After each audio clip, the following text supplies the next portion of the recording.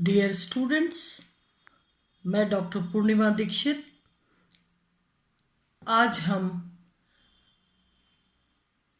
Third year की class शुरू कर रहे हैं जिसमें magnetic properties of transition metal elements, संक्रमण धातु संकुलों के चुंबकीय गुण, BSc third year second unit second part पढ़ने जा रहे हैं। मैं डॉक्टर पूर्णिमा दीक्षित आपको ये लेक्चर दे रही हूँ। संक्रमण धातु यौगिकों की ज्यामिति तथा बंध की प्रकृति को समझने में चुंबकीय गुणों का महत्वपूर्ण योगदान होता है।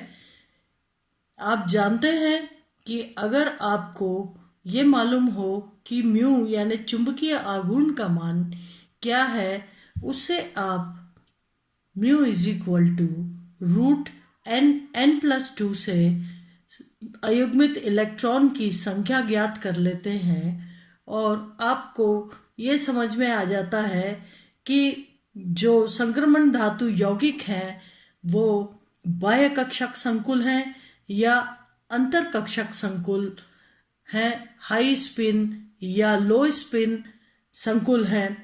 इस बात का पता लगाने के लिए चुंबकीय गुण बहुत ही आवश्यक है या उनका योगदान होता है। तो संक्रमण धातु यौगिकों की ज्यामिति तथा बंध की प्रकृति को समझाने में चुंबकीय गुणों का महत्वपूर्ण योगदान होता है। कोई भी गतिमान विद्युत आवेश चुंबकीय प्रभाव उत्पन्न करता है। इस बात को आप अभी तक कई बार पढ़ चुके हैं कि जब इलेक्ट्रॉन, जो कि एक आवेशित कण है, वो अपने अक्ष पर घूमता है या कक्षक में घूमता है तो चुंबकीय आघूर्ण उत्पन्न करता है। आप जानते हैं जब इलेक्ट्रिसिटी प्रवाहित होती है तो भी इलेक्ट्रॉन्स जो हैं, विद्युत धारा का प्रवाह भी इलेक्ट्रॉनों के द्वारा होता है और इसीलिए जब ये इलेक्ट्रॉन्स यानी चुंबकीय कण जो हैं वो अपनी जो चलायमान होते हैं या एक स्थिति से दूसरी स्थिति में जाते हैं, चलते जाते हैं, तो अपने चारों तरफ एक चुंबकीय क्षेत्र उत्पन्न करते हैं। तो उसी प्रकार से जब इलेक्ट्रॉन अपने अक्ष पर घूमते हैं और कक्षक में घूमते हैं तो ये भी अपने चारों तरफ चुंबकीय क्षेत्र उत्पन्न करते हैं। तो गतिमान विद्युत आवेश चुंबकीय प्रभाव उत्पन्न करता है। इलेक्ट्रॉन भी अपने अक्ष पर चक्रण करता है, अतः एक छोटे चुंबक की भांति व्यवहार करता है। इसके साथ ही इलेक्ट्रॉन की कक्षीय गति के कारण भी चुंबकीय क्षेत्र उत्पन्न होता है। यदि दो अयुग्मित इलेक्ट्रॉन विपरीत चक्रण के हो तो उनका चुंबकीय आघूर्ण एक दूसरे को कैंसिल कर देगा, कैंसिल आउट हो जाएगा और चुंबकीय आघूर्ण का मान 0 होगा। किसी छड़ चुंबक के चुंबकीय आघूर्ण का मान ध्रुवों के सामर्थ्य व उनके मध्य की दूरी के बराबर होता है। ठीक है, किसी छड़ चुंबक के चुंबकीय आघूर्ण का मान ध्रुवों के सामर्थ्य व उनके मध्य की दूरी के बराबर होता है। इस प्रकार चुंबकीय क्षेत्र में व्यवहार के आधार पर पदार्थों को निम्न प्रकार वर्गीकृत किया जाता है: अनुचुंबकीय, प्रतिचुंबकीय, लौह चुंबकीय और प्रतिलौह चुंबकीय। ये 4 प्रकार के चुंबकत्व होते हैं, पाए जाते हैं। तो अनुचुंबकीय पदार्थ हम किनको कहते हैं, किस गुण को हम अनुचुंबकत्व कहते हैं? तो पदार्थ में उपस्थित जो अयुग्मित इलेक्ट्रॉन होते हैं वो अनुचुंबकत्व उत्पन्न करते हैं, पैरामैग्नेटिज्म उत्पन्न करते हैं, चुंबकीय आघूर्ण उत्पन्न करते हैं। तो इलेक्ट्रॉन अनुचुंबकत्व, जो भी इलेक्ट्रॉन है अयुग्मित वो अनुचुंबकत्व उत्पन्न करते हैं, पैरामैग्नेटिज्म उत्पन्न करते हैं। इन इलेक्ट्रॉनों का चक्रण एवं कक्षीय गति के कारण एक स्थायी आणविक चुंबकीय आघूर्ण उत्पन्न होता है। जब भी हम इनको चुंबकीय क्षेत्र में रखते हैं तो इनमें जितने अयुग्मित इलेक्ट्रॉन होते हैं वो एक स्थायी चुंबकीय क्षेत्र, बाह्य चुंबकीय क्षेत्र में उनकी जो चुंबकीय आघूर्ण उत्पन्न करते हैं, ये अयुग्मित इलेक्ट्रॉन्स।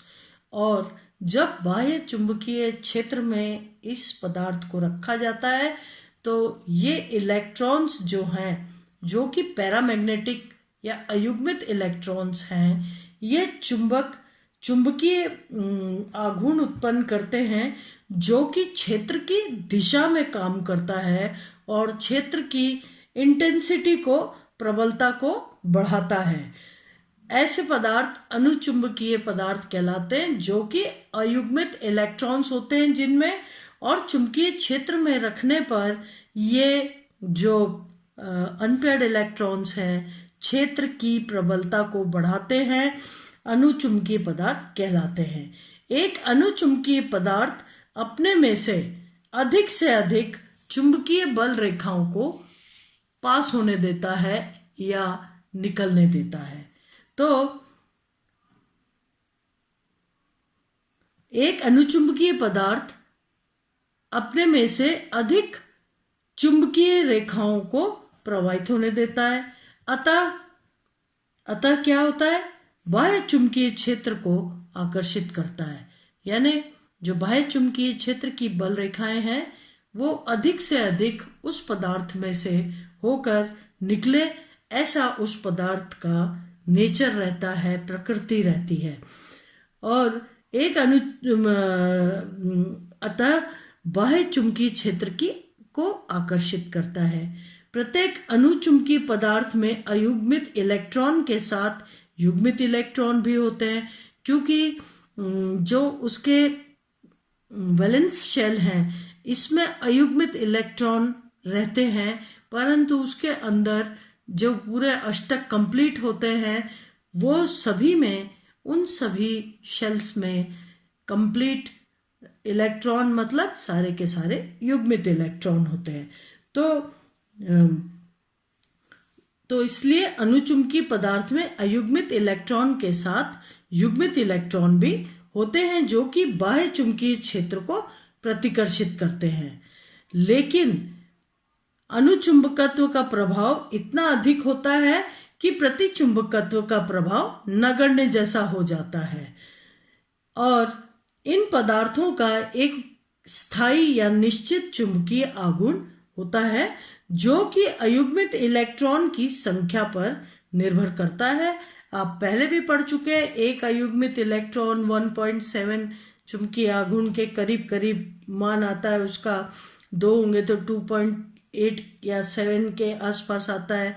इस तरीके से तो यही बात है कि चुंबकीय क्षेत्र जो है इन पदार्थों का एक स्थायी व निश्चित चुंबकीय आघूर्ण होता है जो कि अयुग्मित इलेक्ट्रॉन की संख्या पर निर्भर करता है। चुंबकीय क्षेत्र के हटाते ही यह प्रभाव नष्ट हो जाता है, क्योंकि ये जो अनुचुंबकत्व होता है ये चुंबकीय क्षेत्र में ही होता है। तो जैसे ही क्षेत्र को हटाया जाता है तो अनुचुंबकत्व हट जाता है या इलेक्ट्रॉन वापस से जो है, जो इनका संरूपण हुआ था वो खत्म हो जाता है और ये इनमें कोई परमानेंट मैग्नेटिज्म या चुंबकत्व नहीं होता। चुंबकीय क्षेत्र के हटाते ही यह प्रभाव नष्ट हो जाता है। अनुचुंबकत्व का मान प्रत्येक इलेक्ट्रॉन के कक्षीय एवं चक्रण चुंबकीय आघूर्ण के योगदान पर निर्भर करता है। अनुचुंबकत्व तापक्रम के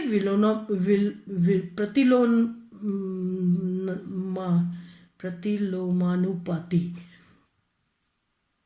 जो उसके प्रतिलोमानुपाती होता है, अर्थात तापक्रम के बढ़ने पर अनुचुंबकत्व का गुण घटता जाता है।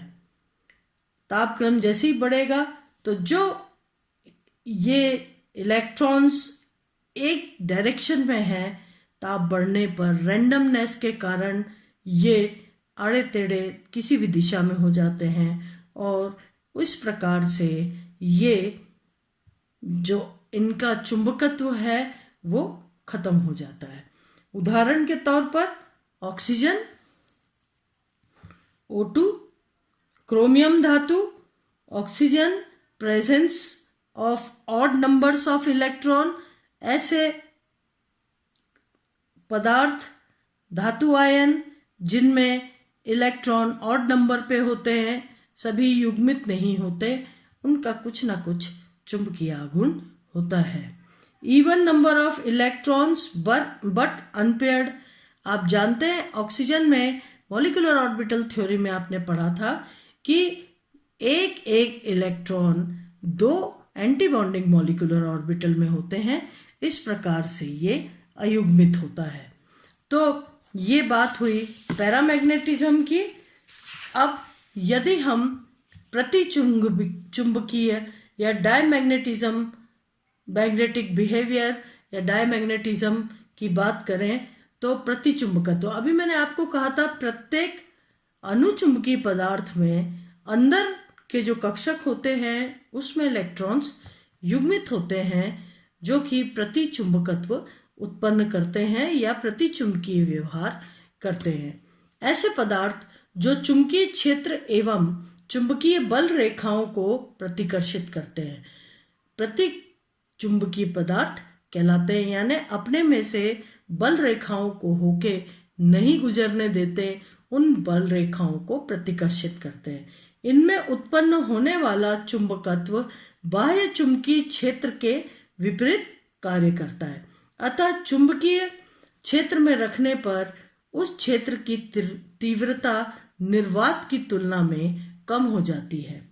ऐसे पदार्थ प्रतिचुंबकीय पदार्थ डायमैग्नेटिक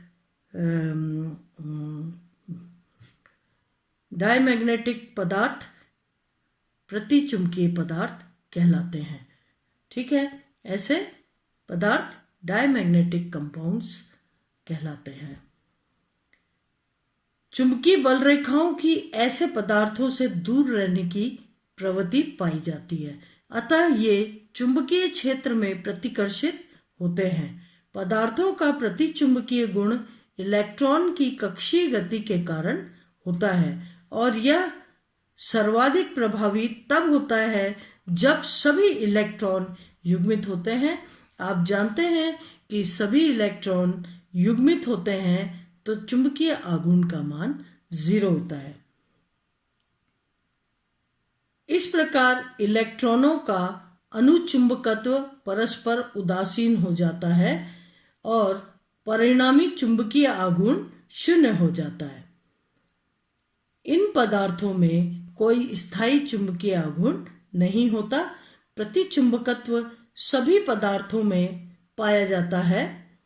डायमैग्नेटिज्म मैंने बताया क्योंकि अंदर के शेल के इलेक्ट्रॉन्स युग्मित होते हैं, इसीलिए प्रतिचुंबकत्व सभी पदार्थों में पाया जाता है क्योंकि सभी पदार्थों में युग्मित इलेक्ट्रॉन्स होते हैं। परंतु वे पदार्थ जिनमें सभी इलेक्ट्रॉन युग्मित होते हैं वे ही प्रतिचुंबकीय कहलाते हैं। यदि एक इलेक्ट्रॉन भी अयुग्मित है तो वो उसका कुछ ना कुछ चुंबकीय आघूर्ण होगा और वो पैरामैग्नेटिज्म शो करेगा, अनुचुंबकत्व प्रदर्शित करेगा। जबकि सारे के सारे इलेक्ट्रॉन अगर युग्मित हैं तो ही डायमैग्नेटिक सब्सटेंस होगा या फिर प्रतिचुंबकीय पदार्थ होगा। उदाहरण के तौर पे देखें तो अक्रिय गैस विन्यास, जहां पर कि सभी इलेक्ट्रॉन्स युग्मित होते हैं, अक्रिय गैस विन्यास, छद्म अक्रिय गैस विन्यास व 18+2 इलेक्ट्रॉन वाले आयन। प्रतिचुंबकत्व का गुण जो है वह ताप तथा चुंबकीय क्षेत्र की शक्ति H पर निर्भर नहीं करता। यहाँ पदार्थ के इकाई आयतन की चुंबकीय प्रवृत्ति काई = I/H पर निर्भर करता है। I क्या है? ये इकाई आयतन का चुंबकीय आघूर्ण है और ये बाह्य क्षेत्र की प्रबलता है H। Intensity of external magnetic area. ठीक है, अब हम नेक्स्ट पढ़ रहे हैं फेरोमैग्नेटिज्म। फेरोमैग्नेटिज्म या लौह चुंबकत्व ऐसे अनुचुंबकीय पदार्थ जिनको चुंबकीय क्षेत्र में रखने पर इनका चुंबकत्व एक अनुचुंबकीय पदार्थ से बहुत अधिक हो जाता है तथा चुंबकीय क्षेत्र को हटाने पर भी पदार्थ का चुंबकत्व नष्ट नहीं होता, बल्कि एक स्थायी चुंबकत्व की भांति व्यवहार करने लगता है। लौह चुंबकीय पदार्थ कहलाता है और ये गुण लौह चुंबकत्व कहलाता है। क्या मतलब हुआ? जो पदार्थ चुंबकीय क्षेत्र में रखने पर उनके इलेक्ट्रॉन सभी एक ही दिशा में हो जाते हैं और एक परमानेंट चुंबकत्व डेवलप हो जाता है जो कि क्षेत्र को हटाने पर भी खत्म नहीं होता, और ऐसे पदार्थ लौह चुंबकीय पदार्थ कहलाते हैं। असल में इनमें क्या होता है, ऐसे चुंबकीय पदार्थ को जब बाह्य चुंबकीय क्षेत्र में रखा जाता है तो पड़ोसी परमाणु एक दूसरे के इलेक्ट्रॉनिक चक्रण को समानांतरित पैरेलल करते जाते हैं, जो कि विनिमय युग्मन या एक्सचेंज कपलिंग कहलाता है, और इस प्रकार परिणामी चुंबकीय आघूर्ण का मान बहुत अधिक हो जाता है। सभी इलेक्ट्रॉन्स का अलाइनमेंट या संरेखण एक ही दिशा में हो जाता है और चुंबकीय क्षेत्र की दिशा में रहता है अलाइनमेंट। अब यदि बाह्य चुंबकीय क्षेत्र को हटा दिया जाए तो भी पदार्थ का चुंबकीय क्षेत्र नष्ट नहीं होता और वह एक स्थायी चुंबक की तरह व्यवहार करने लगता है, जबकि अनुचुंबकीय पदार्थ का अनुचुंबकत्व चुंबकीय क्षेत्र को हटाते ही नष्ट हो जाता है। ये अंतर है अनुचुंबकत्व और लौह चुंबकत्व में। अनुचुंबकत्व में अनुचुंबकीय पदार्थ को जब क्षेत्र में रखा जाता है, मैग्नेटिक फील्ड में रखा जाता है, तो उसके इलेक्ट्रॉन्स जो हैं वो क्षेत्र की दिशा में काम करते हैं और क्षेत्र की इंटेंसिटी या प्रबलता को बढ़ाते हैं। परंतु जैसे ही क्षेत्र को हटा दिया जाए तो इलेक्ट्रॉन एक दिशा में न रहकर अलग अलग दिशाओं में हो जाते हैं। इस प्रकार से चुंबकत्व खत्म हो जाता है बाह्य चुंबकीय क्षेत्र की अनुपस्थिति में। और अगर उसे गर्म किया जाए तो गर्म करने के साथ ही अनुचुंबकत्व नष्ट हो जाता है। लेकिन जो लौह चुंबकत्व है इसमें एक्सचेंज कपलिंग विनिमय युग्मन के कारण जैसे ही इन्हें चुंबकीय क्षेत्र में रखा जाता है तो सारे के सारे इलेक्ट्रॉन्स का युग्मन हो जाता है, या एक्सचेंज कपलिंग जिसको कहते हैं विनिमय युग्मन, वो हो जाता है और सभी के सभी एक ही दिशा में हो करके चुंबकीय आघूर्ण का मान बहुत अधिक बढ़ा देते हैं। ये सारे के सारे इलेक्ट्रॉन्स का अलाइनमेंट या संरेखण बाह्य चुंबकीय क्षेत्र की दिशा में रहता है, और इस तरीके से अगर बाह्य चुंबकीय क्षेत्र को हटा भी दिया जाए तो विनिमय युग्मन के कारण इन सब की दिशा एक ही रहती है और इस कारण से वो पदार्थ जो है एक परमानेंट चुंबक की भांति व्यवहार करने लगता है। लेकिन यदि इसे गर्म किया जाए तो इलेक्ट्रॉन्स की गति बढ़ जाएगी और इसके कारण से इसका जो लौह चुंबकत्व है या जो इसमें परमानेंट मैग्नेटिज्म डेवलप हुआ है वो खत्म हो जाएगा और इस प्रकार से वापस से ये अनुचुंबकीय पदार्थ की भांति व्यवहार करने लगेंगे। अगर उदाहरण देखें तो आयरन, कोबाल्ट, निकेल। आयरन में यह गुण प्रमुख रूप से पाया जाता है, इसलिए इस गुण को फेरोमैग्नेटिज्म कहा जाता है।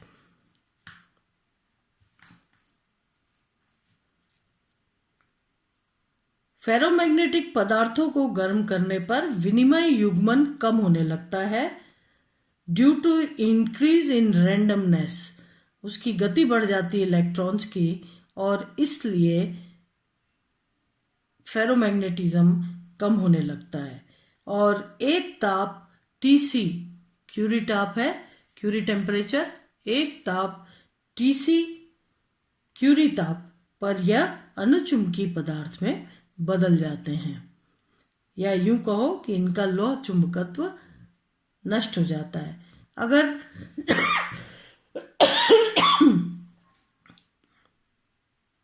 क्यूरी टेम्परेचर आयरन का देखा जाए तो 1043 के, निकिल का देखा जाए 631 और कोबाल्ट का 1404 के होता है केल्विन। ठीक है, तो इस तरीके से अनुचुंबकीय पदार्थ और क्यूरी टेम्परेचर एक इम्पॉर्टेंट टर्मिनोलॉजी या इम्पॉर्टेंट है, जो कि आपसे पूछा जा सकता है परीक्षा में। इसके बाद अगर हम देखें तो एक और गुण होता है प्रतिलोह चुंबकत्व, एंटी फेरोमैग्नेटिज्म। ये क्या होता है एंटी फेरोमैग्नेटिज्म? एंटी फेरोमैग्नेटिज्म में कुछ पदार्थों को जब चुंबकीय क्षेत्र में रखा जाता है तो उनके इलेक्ट्रॉन में विनिमय युग्मन एक्सचेंज कपलिंग होता है। वह चक्रण समानांतरित होने की जगह विपरीत हो जाते हैं और इस प्रकार चुंबकीय आघूर्ण का मान शून्य हो जाता है। अगर आप इस चित्र को देखें,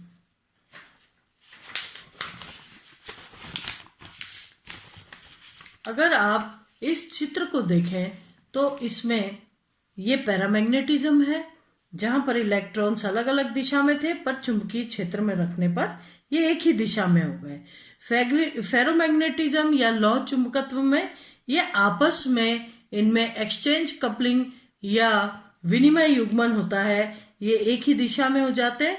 चुंबकीय क्षेत्र को हटाने के पश्चात भी ये इस प्रकार से ही बने रहते हैं और एक परमानेंट चुंबक की भांति व्यवहार करते हैं। लेकिन अगर एंटी फेरोमैग्नेटिज्म को देखा जाए तो देखिए, जिस तरीके से एक इलेक्ट्रॉन एक दिशा में, दूसरे उसके विपरीत, फिर उसके विपरीत, फिर उसके विपरीत, और इस प्रकार से जो चुंबकत्व है वो चुंबकीय आघूर्ण का मान शून्य हो जाता है। यानी इनमें भी एक्सचेंज कपलिंग, विनिमय युग्मन होता है, लेकिन इलेक्ट्रॉन विपरीत दिशा में आपस में एक दूसरे से समानांतरित रहते हैं, लेकिन एक लेयर से दूसरी लेयर के इलेक्ट्रॉन आपस में विपरीत दिशा में रहते हैं, और यही कारण है कि चुंबकीय आघूर्ण का मान शून्य हो जाता है। इन पदार्थों में ताप के साथ चुंबकत्व कुछ समय तक बढ़ता है, परंतु नील ताप पर जब विपरीत समानांतर विनिमय युग्मन समाप्त हो जाता है तब ये पदार्थ अनुचुंबकीय हो जाते हैं। तो इनमें विनिमय युग्मन होता है, लेकिन आपस में ये आपस में समानांतर तो हो जाते हैं, पर एक लेयर से दूसरी लेयर के इलेक्ट्रॉन्स एक दूसरे से विपरीत दिशा में हो जाते हैं। इस प्रकार से चुंबकीय आघूर्ण का मान 0 हो जाता है और एक टेम्परेचर, नील टेम्परेचर पर ये पैरामैग्नेटिक सब्सटेंस की तरह बिहेवियर करने लगते हैं। पांचवा है फेरी चुंबकत्व। ठीक है, यह फेरो चुंबकत्व तथा विपरीत फेरो चुंबकत्व के बीच का प्रभाव है। अभी आपने फेरोमैग्नेटिज्म एंड एंटी फेरोमैग्नेटिज्म पढ़ा था, तो फेरी मैग्नेटिज्म जो है यह विपरीत फेरोमैग्नेटिज्म यानी एंटी फेरोमैग्नेटिज्म और फेरोमैग्नेटिज्म के बीच का प्रभाव है। Fe3O4 एक प्रति स्पिनेल एंटी स्पिनेल है, जिसमें आधे Fe3+ आयन चतुष्फलकीय छिद्रों में व आधे Fe3+ आयन अष्टफलकीय छिद्रों में पाए जाते हैं तथा एक दूसरे के चक्रण को निरस्त उदासीन कर देते हैं। परंतु बचे छिद्रों में पाए जाने वाले Fe2+ के चक्रण के संरेखण अलाइनमेंट से लौह चुंबकत्व उत्पन्न होता है। यानी जो एंटी स्पिनल कंपाउंड है ये Fe3O4, इसमें चतुष्फलकीय और अष्टफलकीय छिद्र पाए जाते हैं। चतुष्फलकीय छिद्रों में Fe3+ आयन, अष्टफलकीय छिद्रों में पाए जाते हैं Fe3+ आयन चतुष्फलकीय छिद्रों में व आधे तो Fe3+ चतुष्फलकीय छिद्रों में और आधे Fe3+ आयन जो है वो अष्टफलकीय छिद्रों में पाए जाते हैं और दोनों के ही चक्रण विपरीत दिशा में होते हैं। लेकिन जो बचे हुए छिद्र हैं जिसमें Fe2+ आयन पाए जाते हैं तो ये जो Fe2+ आयन है ये जब भी इन्हें चुंबकीय क्षेत्र में रखा जाता है तो इनमें संरेखण या अलाइनमेंट हो जाता है और इस प्रकार से लौह चुंबकत्व उत्पन्न होता है। क्या फर्क है कि जो Fe3+ आयन Fe3O4 में वो सभी के सभी चतुष्फलकीय और अष्टफलकीय छिद्रों में पाए जाते हैं, लेकिन एक दूसरे के विपरीत चक्रण होता है, इसीलिए इनका आघूर्ण का मान 0 हो जाता है। लेकिन जो Fe2+ आयन्स हैं वो जिन छिद्रों में पाए जाते हैं, जब सब्सटेंस को बाह्य चुंबकीय क्षेत्र में रखा जाता है तो इनमें संरूपण होता है या अलाइनमेंट होता है और एक ही समानांतर आपस में समानांतर हो जाते हैं, एक दिशा में हो जाते हैं। इस कारण से परमानेंट चुंबकत्व उत्पन्न होता है, इसे लौह चुंबकत्व कहते हैं।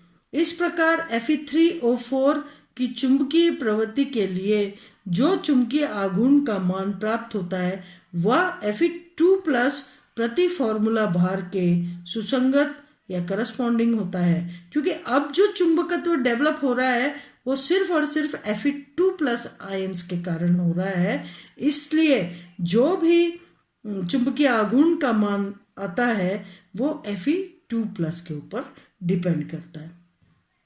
इस प्रकार यौगिक जो कि चक्रण से के अपूर्ण उदासीकरण के कारण लौह चुंबकीय है, फेरी चुंबकीय पदार्थ कहलाते हैं। Fe2+ आयन को पूरी तरह उदासीन नहीं हो पा रहा है, इसलिए ये लौह चुंबकत्व यहाँ पर चुंबकीय आघूर्ण उत्पन्न कर रहा है और इसलिए ये फेरी चुंबकत्व कहला रहा है। अगर इस ग्राफ को देखें तो x अक्ष पर टेम्परेचर और y अक्ष पर ससेप्टिबिलिटी यानी आघूर्ण का मान दिया हुआ है। फेरोमैग्नेटिक, नॉर्मल पैरामैग्नेटिक और ये नील पॉइंट, ठीक है। पैरामैग्नेटिक ससेप्टिबिलिटी चुंबकीय आघूर्ण का मान जैसे जैसे टेम्परेचर बढ़ता जाता है कम होता जाता है और एक कंडीशन में ये बिल्कुल कम हो जाता है। अगर फेरोमैग्नेटिक को देखा जाए तो जैसे ही इसको गर्म करते हैं ताप के साथ क्या होता है, ताप के साथ इसका फेरोमैग्नेटिज्म नष्ट होता जाता है और एक क्यूरी पॉइंट पर यह अनुचुंबकीय पदार्थ की भांति व्यवहार करने लगता है। अगर एंटी फेरोमैग्नेटिज्म को देखा जाए तो एंटी फेरोमैग्नेटिज्म में एक दूसरे के विपरीत इनका संरेखण होता है इलेक्ट्रॉन्स का और इस प्रकार से चुंबकीय आघूर्ण का मान शुरू में तो बढ़ता है टेम्परेचर के साथ, एक तरफ होने लगते हैं, लेकिन उसके बाद ये अनुचुंबकीय सब्सटेंस के भांति व्यवहार करने लगता है। तो ये संक्रमण धातु संकुलों के चुंबकीय गुणों के बारे में आपने पढ़ा। और चुंबकीय गुणों में आपने क्या पढ़ा, कितने प्रकार के गुण होते हैं, अनुचुंबकीय, प्रतिचुंबकीय, फिर ferromagnetic, anti ferromagnetic and ferrimagnetic substances.